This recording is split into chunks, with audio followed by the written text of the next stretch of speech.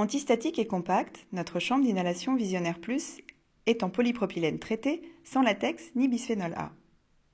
Elle possède 2 valves. La valve antimicrobienne empêche toute contamination, l'air n'entrant que d'un seul côté.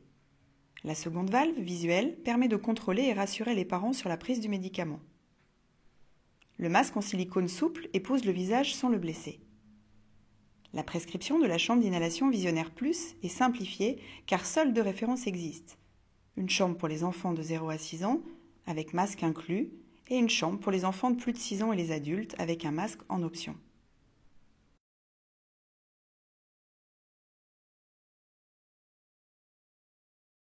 Secouez l'aérosol doseur.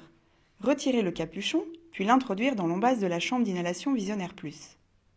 Cette embase est universelle et permet d'adapter n'importe quel aérosol doseur.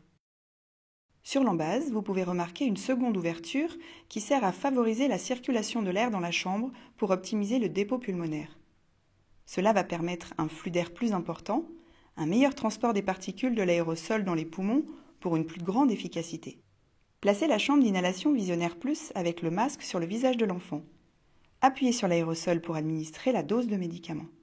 Laissez l'enfant respirer normalement 4 à 5 fois. La valve visuelle bouge lorsqu'il inspire et inhale correctement. Retirez la chambre d'inhalation du visage.